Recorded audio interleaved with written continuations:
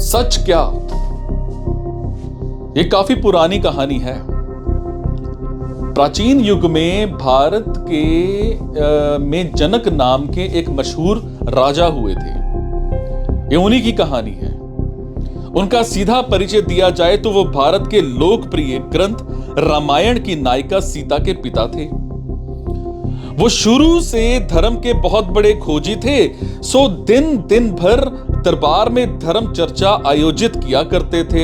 एक रात उन्होंने बड़ा ही विचित्र सपना देखा। उन्होंने देखा कि एक शक्तिशाली राजा ने उनके राज्य पर हमला कर दिया और पूरा राज्य तहस नहस कर दिया। यहां तक कि उन्हें जान बचाने के लिए दूर जंगलों में भाग जाना पड़ा।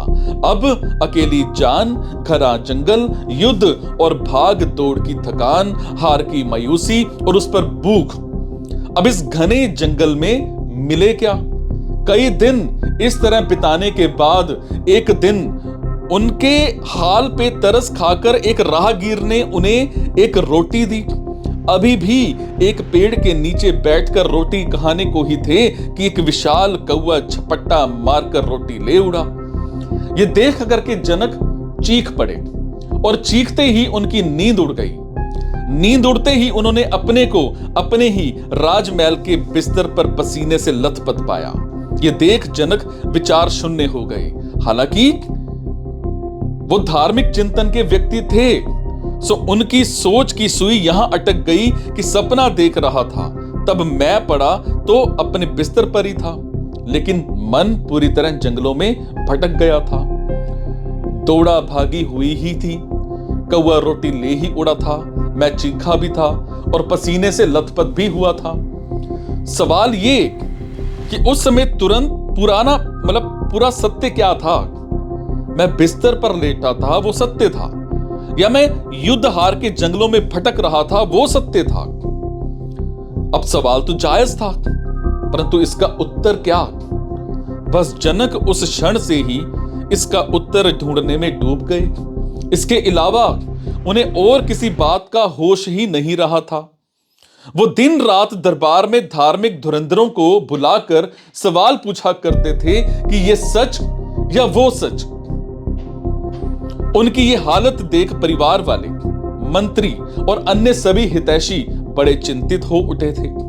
उनका काफी इलाज भी करवाया, पर कोई फर्क नहीं आया। उधर धार्मिक धुरंधर भी उनकी जिज्ञासा को कोई समाधान नहीं कर पा रहे थे। यह खबर उड़ती उड़ती उस समय के परम ज्ञानी अष्टावक्र के कानों तक पहुंची। वो तुरंत जनक के दरबार में पहुंच गए। स्वाभाविक तौर पर जनक ने अष्टावक्र से भी वही सवाल दोहराया। अब अष्टावक्र ने तुरंत हंसते हुए कहा, महाराज, ना ये सच ना वो सच। जनक तो चौंक गए, क्योंकि अब तक जितने भी लोगों ने बताया था उन्होंने जनक की एक या दूसरी अवस्था को सच बताया था। खैर, इस हालत में जनक चौंके। यह भी उनकी वर्तमान दशा के लिए बड़ी उपलब्धि थी। उधर अष्टावक्र ने अपनी बात विस्तार से समझाते हुए कहा, जनक से कहा, देखो, जब सपना देख रहे थे तब भी तुम पड़े तो अपने राजमहल में ही थे, अर्थात उस समय तुम्हारा जंगलों में भटकना गलत हो ही गया।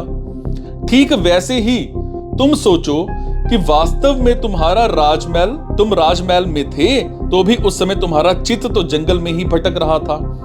सो उस समय तुम्हारा राजमहल में होना भी गलत ही हो गया। अब जनक को बात तो समझ में आ गई, लेकिन फिर उनकी जिज्ञासा ने एक नई उड़ान पकड़ी।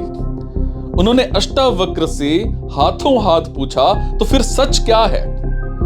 अष्टावक्र बोले, सत्य तुम्हारा दृष्टा है, जो ये दोनों घटना देख रहा था। उसे इन दोनों में से किसी से कोई मतलब नहीं था। जनक की तो ये सुनते ही आंख खुल गई। उन्हें तो जैसे जीवन की दिशा ही मिल गई। अब तो उन्होंने जीवन का एक ही मकसद बना लिया कि चाहे जो हो जाए, मृत्यु पूर्व दृष्टा का एहसास करना ही है खैर बाद में अष्टावक्र ने एक गुरु की तरह जनक को उनके दृष्टा में स्थित भी किया। ये बातचीत अष्टावक्र गीता के नाम से बहुत मशहूर भी है। बस हमें भी मानसिक ऊंचाइयां छूने के लिए राजा जनक की तरह जिज्ञासु होना ही पड़ेगा। पूरा ना सही, परंतु धीरे धीरे कर अपने दृष्टा होने का एहसास जगाना ही पड़ेगा। यह समझना ही पड़ेगा कि दुख सुख ऊंच नीच साजो समान रिश्तेदार दोस्त और दुश्मन ही नहीं, हमारे अपने भावों के उतार चढ़ाव भी हमारे लिए एक अन्य ही हैं। हम तो उन सब को सिर्फ देखने वाले हैं, हम उनमें से कुछ नहीं। इसीलिए रियलिटी तो ये है कि अंदर बाहर की कोई ऐसी घटना नहीं जो हमें प्रभावित कर सके।